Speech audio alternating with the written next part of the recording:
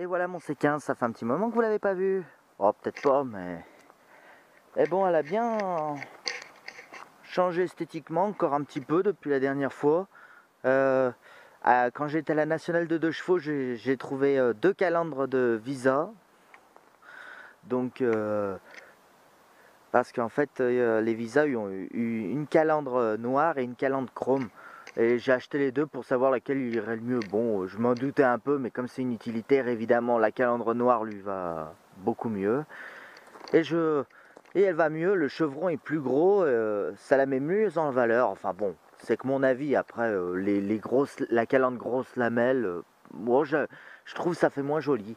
Par contre, au départ, j'étais sceptique parce que j'avais peur que les calandres anciens modèles n'allaient pas avec les contours nouvelle génération. Et ben, au final, si, j'avais peur que ça touche ou que ça casse quelque chose, mais pas du tout. Hein, ça s'adapte très bien. Hein. Il y a peut-être juste une petite difficulté à aller chercher le crochet de capot, mais bon, c'est qu'une habitude à prendre, hein, quoi. Parce que cette calandre est à peine plus épaisse en hauteur. Bon ben voilà, putain c'est vrai que à chaque fois que je vois ça je dis qu'il faut que je le fasse. Ça se barre toujours ces extensions. Même là, ça va falloir peut-être que je change le morceau de plastique parce qu'il tient de moins en moins. Enfin voilà. Alors vous avez constaté que je vais changer ces enjoliveurs. Alors je vais changer en fait 2 fois ces enjoliveurs parce que depuis que j'ai la 205, évidemment, les enjoliveurs 205 sur 2 voitures, bon, c'était un peu limite, donc finalement, j'avais opté au départ pour des enjoliveurs d'AX ou des ZX, mais bon, je trouvais qu'ils faisaient un peu trop moderne pour un C15.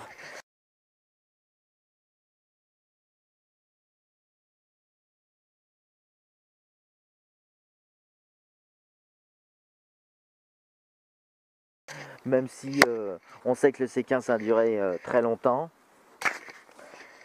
On ne dirait pas le voir comme ça, mais que le C15 a perduré jusqu'au Citroën C2, C3 ont été commercialisés jusqu'à côtoyer la Citroën C2 et la Citroën C3 première génération. Donc,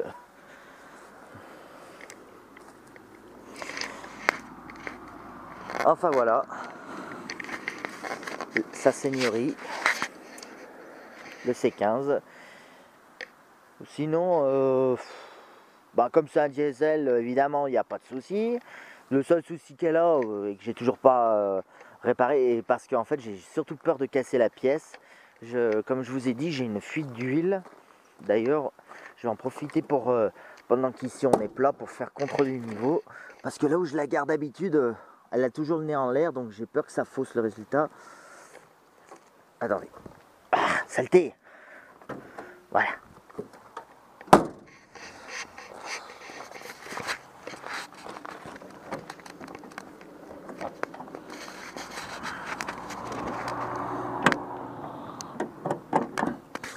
Voilà, comme je vous ai dit, j'ai un souci, j'ai une fuite au raccord de l'entonnoir de remplissage, du reniflard, enfin tout ce que vous voulez. Et en fait, j'ai peur qu'en l'enlevant, je le casse au niveau du truc. Parce que je sais pas vraiment comment il tient dans le truc. Apparemment, c'est un tuyau et un simple collier qui le maintient, d'après ce que je vois. Mais il me semble que c'est carré. Moi, il m'a semblé que c'était carrément clipsé dans le carter. Enfin, je sais pas. Donc, du coup, j'hésite. Enfin, c'est pas que j'hésite, mais encore. Ces derniers temps, elle me fait moins en moins de tâches. Alors, peut-être parce qu'elle a plus d'huile aussi. C'est peut-être pour ça. Si on écoute la jauge, là j'en ai trop, donc ouais, mais peut-être parce que comme le moteur est chaud, faut que ça s'écoule bien. Je vais attendre 5 minutes et je recontrôlerai. Enfin voilà. Après, les performances sont pas tip top, hein.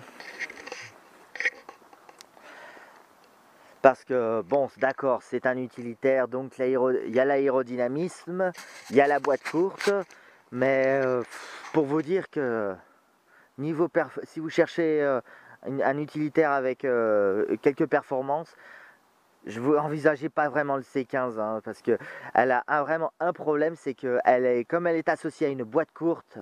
Bon, je suppose que l'aérodynamisme y joue non plus.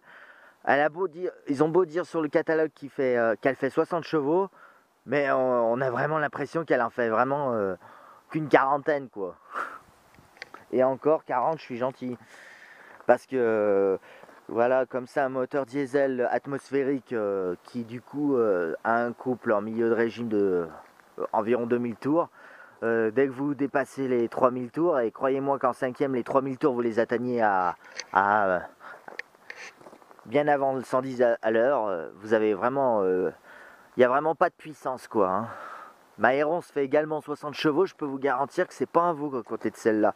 Franchement, c'est vrai que niveau performance, niveau puissance, c'est à peu près l'équivalent d'une 2 chevaux. Bon, j'exagère un peu, mais bon, c'est vraiment un véhicule qui n'est pas fait pour dépasser le 90 à l'heure.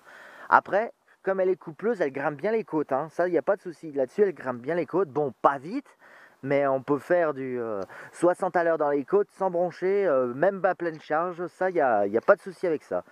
Mais elle est très très molle. Ça, il y a malheureusement la boîte courte associée à un aérodynamisme assez mauvais, ouais. C'est vrai que le berlingot de ce côté-là faisait mieux. Hein. Même j'avais conduit en plus un berlingot en XUD. Il me semble que c'était quand même un peu mieux. Hein. Après le XUD c'était un 1,9 litre. Peut-être qu'en 1,9 litre ça va mieux. Et je comprends maintenant pourquoi il y en a certains qui mettent des boîtes de vitesse de 205.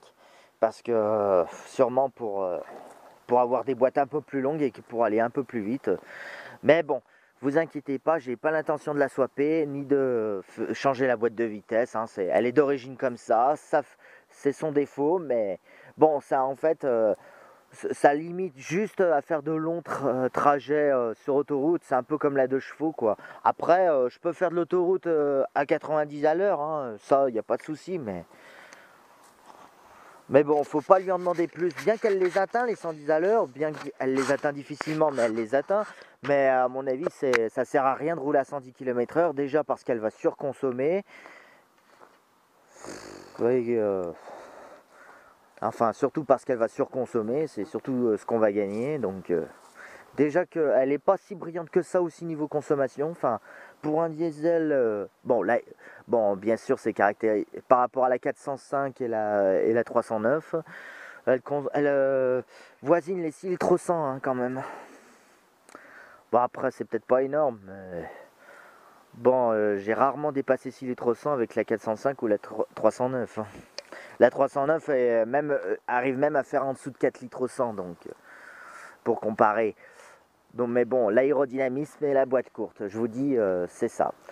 Après, c'est vrai qu'on a beau lui mettre un peu de poids aux fesses, un peu de charge, en même temps elle est conçue pour ça. Hein. C'est un utilitaire, faut pas oublier. Et c'est vrai que quand tu lui mets du poids, tu sens pas trop la différence. Hein. Cette boîte est surtout taillée pour ça, donc... Mais bon, du coup, c'est tout ce qu'on lui demande à un utilitaire. C'est vrai que quand tu vas aller chercher un truc un peu loin après, t'es un peu limité niveau vitesse, mais quand même, t'es confortablement bien assis, donc t'es pas obligé, tu te sens pas obligé de jouer les pressés, quoi. Donc, parce qu'on est quand même bien assis. Bon, les sièges sont légèrement fermes, et puis le Sky en plein soleil, ça brûle un peu, mais... Et encore, moi, j'ai le siège d'origine, en fait, c'est le passager, et j'ai le siège du C15 First conducteur, donc au milieu, c'est du tissu, et le Sky, c'est seulement aux alentours. Voilà, et puis, elle n'est pas si désagréable à conduire hein, que ça. Il y a juste, par contre, elle a tellement dégueulé de diesel par le bouchon qu'elle pue tout le temps le diesel constamment à l'intérieur de l'habitacle. Donc en été ça va, on peut ouvrir les fenêtres, mais je sais pas si l'hiver... ouais, ça l'a tellement dégouliné. Alors en ce qui concerne le réservoir, c'est bon, j'ai réparé la fuite. Alors, putain, alors en fait les nouveaux bouchons c'est de la camelote. Ça supporte même pas... Il y a une espèce de ressort, ils auraient mieux fait de pas mettre le ressort et de rigidifier le joint, quoi. Parce que là j'ai mis un bouchon ancien modèle et ancien modèle qui s'adaptait pas au début, mais du coup que j'ai adapté en utilisant le même style de réparation que j'avais envisagé la première fois sur la BX. Alors j'ai mis en fait un embout de... Je sais plus comment on appelle cette pièce là, ce qui tient le bouchon, mais j'ai mis une pièce de Volkswagen transporteur, mais le T2 je crois. Je confonds toujours le T2 ou le T3. Enfin, je vous le mettrai en photo, mais normalement c'est le T3. Enfin, j'ai un doute. Voilà, parce que sur Méca Technique ils vendent ça et voilà, j'ai en fait découpé et machiné l'ancien support inutile qui du coup était de la merde. J'ai gardé la goulotte, j'ai juste viré le support bouchon, je l'ai découpé complètement de la goulotte et j'ai mis un joint de... Je crois que c'est de je crois que c'est de chasse d'eau carrément que j'ai mis, bien plaqué avec des vis tout autour, bien sûr avec les vis qui tiennent à la carrosserie et voilà, j'ai réparé comme ça moi. Bon, c'était la première réparation que j'avais fait à la BX, mais sauf que à la BX il y avait une micro-fuite quand même parce que j'avais pas mis assez de vis tout autour, je pense, c'était surtout ça. Mais sur le C15 ça tient très bien et la preuve que... Et j'en avais eu la preuve que ça tenait bien. Bon, déjà, j'avais plus effectivement de diesel sur le plastique. Mais la preuve que ça tenait très bien, c'est que au début même, je pense que ça devait tellement fuir que le système d'anti-dépression du réservoir était bouché. Et quand j'ouvrais le bouchon après un plein, t'entendais et le réservoir en dessous qui faisait boum, qui reprenait sa forme. Parce que le système de dépression était complètement bouché et du coup ça a créé une dépression importante dans le réservoir. Alors heureusement que c'est un moteur à pompe à injection parce que ce serait un moteur à carburateur, je serais tombé souvent en panne. Mais bon. Alors du coup il a fallu que... Après que... Donc grâce à ça j'ai eu la preuve que ce bouchon est vraiment étanche cette fois. Et donc, mais bon, j'ai décidé quand même de réparer le système de antidépression. Alors, sur la BX, c'est un simple clapet anti-retour planqué sous l'aile arrière. Mais alors, sur le C15, c'est un truc super débile. C'est un tuyau en fait qui sort du réservoir, qui va dans une capsule qui est censée retenir le diesel en mettant longtemps à se remplir. Et après, un petit tuyau qui continue, qui remonte jusqu'à la vitre, qui fait le tour, et qui redescend, qui ressort en dessous et qui est à l'air libre sous la caisse. Et en fait, voilà, et en fait c'est une mise à l'air libre du réservoir assez artificielle. Bon, moi j'ai quand même rajouté une valve anti-retour pour que l'air rentre mais que le diesel ne puisse pas sortir. Parce que le coup de la petite capsule qui retient le diesel juste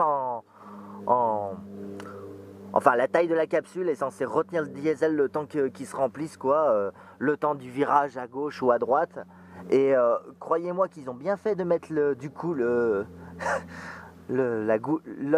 remplissage à gauche, parce qu'ils l'auraient mis à droite. On prendrait un rond-point trop longtemps, le système à capsule, là, au bout d'un moment, il serait rempli et le diesel aurait fini par sortir quand même. Hein. Enfin bon, ben, c'était qu'un détail. Je reviens vite fait sur ces enjoliveurs. Alors ce sont des... au départ j'ai dit que j'avais mis des enjoliveurs de AX ou de ZX. Mais bon, je trouvais que ça faisait trop moderne. Et puis bon, c'est tout ce que j'avais trouvé au départ pour le C15. Alors vous me direz, c'est plus joli peut-être avec les jantes nues, un C15. Mais ce serait les jantes à 3 boulons. Oui, d'accord, mais à jantes à 4 boulons, moi j'aime moins. Personnellement, c'est qu'un détail, je sais, mais je vous l'ai dit depuis le début, je suis chiant niveau roue. Et puis, en cherchant des pièces de C15, de Visa, un jour sur le bon coin, je suis tombé sur une annonce d'enjoliveur de Visa 14 TRS, ou Visa, enfin non, en fait c'était des enjoliveurs de Visa Leader à la base, mais je les ai transformés en 14 TRS parce qu'en fait c'est des enjoliveurs spécifiques à ces deux versions, mais la seule différence c'est que sur la leader les traits sont pas peints en noir, alors que sur la 14 TRS ils sont peints en noir. Alors et je les ai reçus, ceux-là ils étaient pas peints du tout, c'est moi qui les ai peints grossièrement avec un marqueur d'ailleurs, un marqueur noir. Enfin voilà, pour seulement 10 € les 4. Alors vu la rareté de ces enjoliveurs, ça m'étonne qu'ils étaient aussi pas chers. Et en plus ils sont en excellent état. Le seul X c'est qu'ils n'ont plus leur cache centrale. Tant pis. J'envisage peut-être... bon, je ne l'ai pas encore fait, mais j'envisage peut-être de mettre ça au centre. J'ai trouvé ça sur internet. J'ai cherché des trucs qui faisaient à peu près la même taille.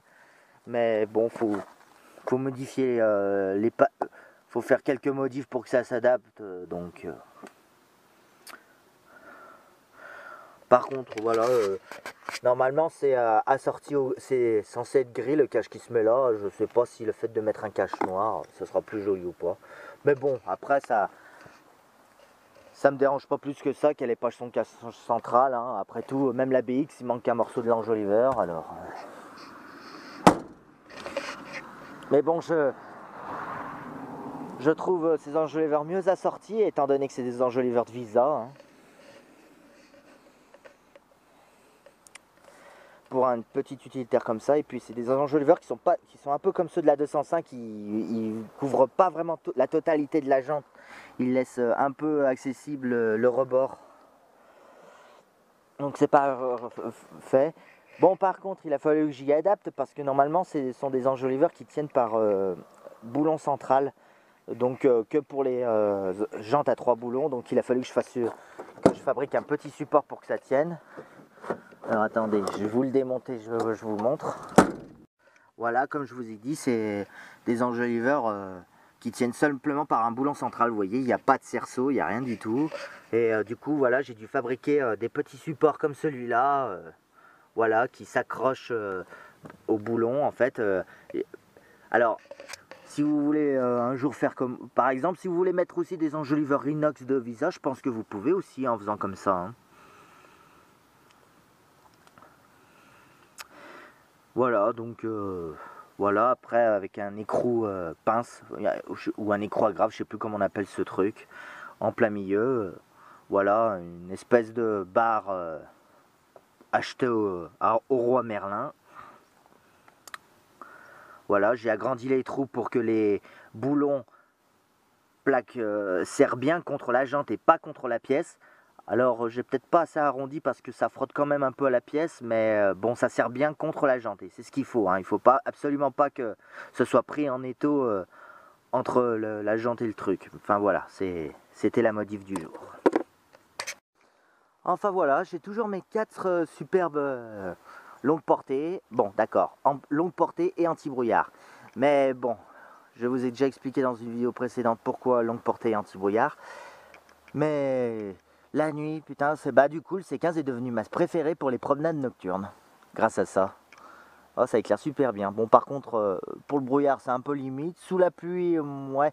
Ce qui est chiant quand c'est en l'air, c'est qu'on voit bien les gouttes passer devant le pare-brise. Donc, c'est un peu l'inconvénient sous la pluie, mais sinon, j'adore. En tout cas, la nuit, partant sec, j'adore cet éclairage. Elle éclaire super bien. Enfin, moi, j'adore. Surtout que je vous ai pas montré la dernière modif. Merde, c'est où? Ah oui, c'est là-dessous. Alors, vous voyez, j'ai mis 2 fusibles pour séparer les antibrouillards et les... Bon, j'ai pris les porte-fusibles qui étaient disponibles sur le moment. Hein. J'aurais pu prendre mieux, mais bon, ils avaient plus que ça à Leclerc quand je voulais le faire. Mais bon, ils tiennent le coup et puis ils surchauffent pas ceux-là. Bon, j'ai tiré un câble, j'ai carrément tiré. Bon bah écoutez, je vous reprends avec mon téléphone parce que la batterie m'a lâché sur la caméra, génial.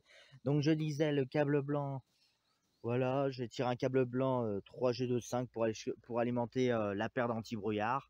Parce que 2.5 ça suffit largement pour ça. Voilà, alors ça va chercher les deux relais, mais ils sont planqués dans la console, donc on les verra pas. Voilà. Après, l'interrupteur anti-brouillard commande que les anti-brouillards. Et, et si je veux éteindre les longues portées avec les feux de route, bon, ça arrive jamais, mais au cas où, j'ai mis l'ancien, comment ça s'appelle, l'ancien bouton warning où le triangle avait complètement disparu là. En fait, quand j'appuie dessus, ça les éteint parce que c'est les seuls boutons où on peut inverser la commande, où quand on appuie, ça s'arrête. Donc voilà, bon, c'est qu'un détail, mais voilà. J'ai vu que ça existait pour les AX, des boutons longue portée, mais bon, pour l'instant, j'ai pas trouvé. Mais bon, si je trouve un jour, je mettrai ça à la place une prochaine fois. Enfin voilà. Vous avez pu apercevoir que j'ai changé la partie en dessous parce que un jour, en allant chercher quelque chose, j'ai roulé dans un nid de poule et carrément le truc, ce qui restait de support, s'est cassé et m'est tombé sur les genoux. Alors j'en ai trouvé un, c'est pas la bonne couleur, quoique c'est une couleur plutôt assortie au volant, mais bon, c'est pas la bonne couleur, tant pis. Mais bon, c'était le seul que j'ai trouvé complet avec toutes ces pattes de fixation, même là. Et voilà, il tient le coup. Et puis au moins, j'ai pu remettre le bouton d'assiette correctement à sa place. C'est parfait. Voilà. Et à la nationale, j'ai pu retrouver des poignées, des nouvelles poignées. Donc c'est bon, elle a tous ses leviers maintenant. C'est parfait.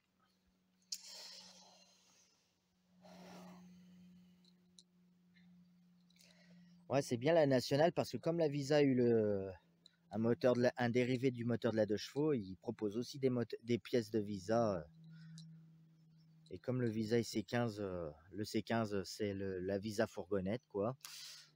C'était parfait, on peut associer plein de pièces.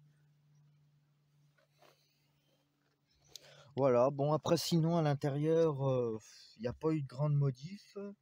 Bon, je vous ai déjà dit que j'ai changé le compteur à cause de l'horloge et non, c'était seulement à cause de l'horloge pour l'ancien, parce que l'horloge s'arrêtait dans la nuit, elle perdait 2 heures.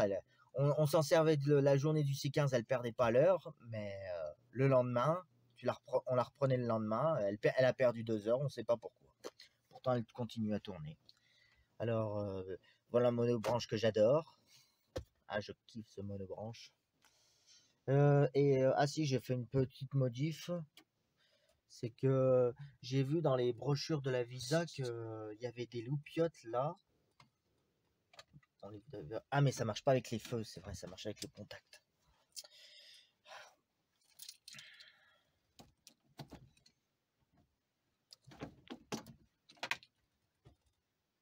Voilà. Qu'il y avait des loupiottes normalement là pour éclairer. Attendez, je maîtrise la radio. Voilà, donc en mettant des ampoules d'origine, ça éclairait pas terrible, donc j'ai mis des ampoules LED. Voilà, ça permet un peu d'éclairer les commandes de chauffage parce que il n'y a rien de prévu pour éclairer la commande de chauffage. Bon, alors j'ai mis aussi une LED derrière ça parce que ça a beau éclairer ces deux manettes, ça n'éclairait pas non plus le chauffage qui était là, donc j'ai mis un morceau de bandeau LED qui me restait collé sur la grille qui est là pour juste éclairer les deux commandes par derrière. Enfin, au moins je vois les manettes quoi la nuit. C'est vrai que les C15 et Visa ont un défaut, c'est que les commandes de chauffage ne sont pas éclairées. En tout cas, c'est pas prévu pour.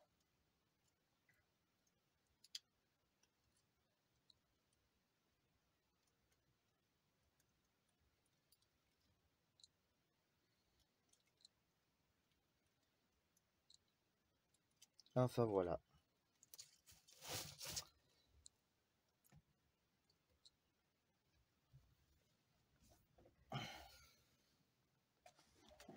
Rien à dire. Bon, à la partie fourgon, il y a, à part un dégât d'huile, il n'y a pas eu grand chose. Bon, cherchez pas. Alors. Bon, c'est peut-être un petit peu le bazar. Voilà, il y a eu une marée noire. En fait, quand j'ai fait la vidange du C15, le bac à vide, j'ai trimballé directement le bac à vidange à la déchetterie. Sauf qu'au premier virage, le bac à vidange a glissé sur la gauche et pam, ça fait sauter le bouchon et ça s'est tout déversé de pas avoir mis le. M'énerve lui. Donc comme quoi que j'ai bien fait de pas avoir mis le du lino comme on me l'a conseillé. Et bon, j'ai beau y nettoyer multiples façons, j'ai même passé le Karcher dans le dans la benne pour essayer d'y faire partir. J'ai usé des tonnes de nettoyant frein. Enfin bref, il y a toujours une marée noire, il y a toujours la tache noire, mais bon,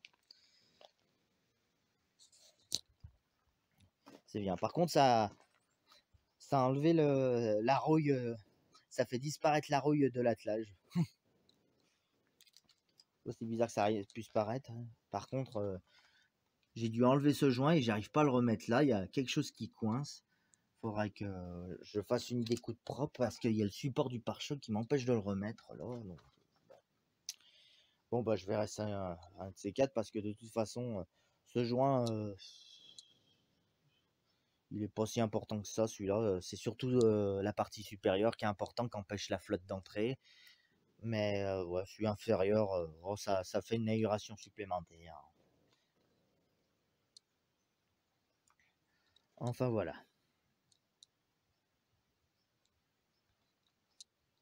Voilà. Du coup, ça fait plus propre pour ça. Alors, j'ai toujours pas planqué le pinardier, mais bon, pour l'instant, il me gêne pas plus que ça. Alors, je sais plus.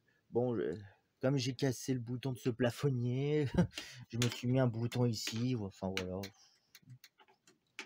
Et j'ai mis des ampoules LED. J'ai mis les plus puissantes que j'ai trouvées en 3000 Kelvin. Et ils éclairent super bien dans les plafonniers. Alors, j'ai mis un peu moins puissant dans les lecteurs de cartes, les moins puissants que j'avais, mais voilà. Parce que sinon, les lecteurs de cartes, ça éblouissait un peu, mais voilà. Mais bon, voilà. Après, j'ai fait un déménagement, j'ai trimballé une machine à laver avec. Ah putain, qu'est-ce que c'est pratique, ça change de la remorque. Ouais, ma machine à laver m'a lâché, donc au bon moment, le C15 est tombé.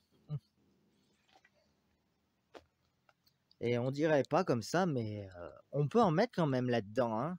Alors, on doit pas être si loin que ça du berlingot, hein, par rapport à sa remplaçante, le Citroën Nemo. Le C15 n'est pas du tout ridicule niveau volume utile, hein.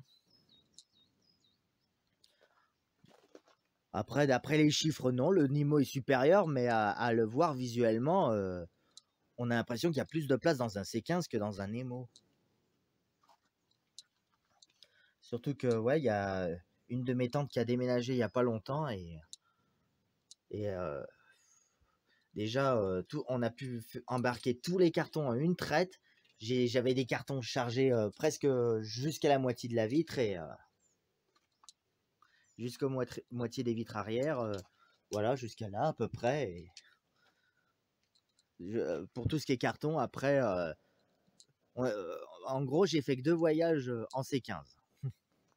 Bon, après, il n'y avait pas que ma voiture, mais j'étais la seule camionnette. Après, c'était que des 3008, des S3 et C1 qu'on fait le déménagement, mais voilà. Mais on en a plus mis dans le C15, évidemment. Alors, surtout que quand je manipule des trucs assez lourds, j'utilise un diable, le diable de mon père. Mais ce qui est pas pratique avec ce diable, c'est qu'il est un peu trop volumineux. Donc, quand tu charges des trucs dedans, des fois, tu peux plus rentrer le diable, tellement il est gros. Mais bon, l'avantage, c'est que j'ai une galerie pour mettre le diable quand rentre plus dans la benne.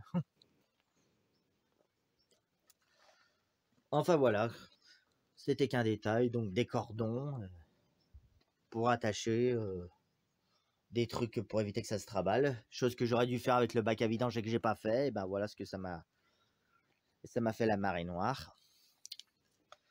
Enfin voilà. Pour l'arrière, sinon rien de neuf.